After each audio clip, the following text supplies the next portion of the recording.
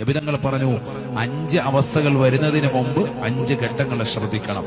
ഒന്നാമത്തത് ശബാബക ഖബല ഹറമിക, നിന്റെ വാർദ്ധക്യം എത്തുന്നതിന് മുമ്പുള്ള യുവത്വ കാലഘട്ടം ശ്രദ്ധിക്കണേ നബി മുഹമ്മദ് മുസ്തഫ.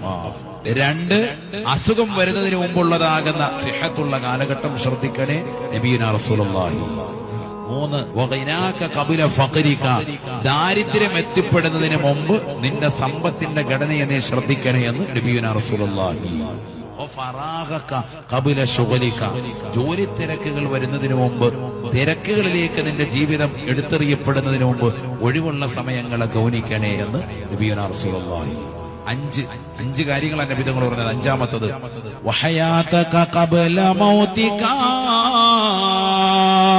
ഇന്നല്ലെങ്കിൽ അടുത്ത സെക്കൻഡിൽ മരിക്കേണ്ടവനാണ്. ആ ഒരു മരണം നമ്മളിലേക്ക് വരുന്നതിന് മുമ്പ് നിന്റെ ജീവിത കാലഘട്ടത്തെ ദീനിനു വേണ്ടി മാറ്റി എഴുതണേ എന്നും നബിയുനാ റസൂലുള്ളാഹി.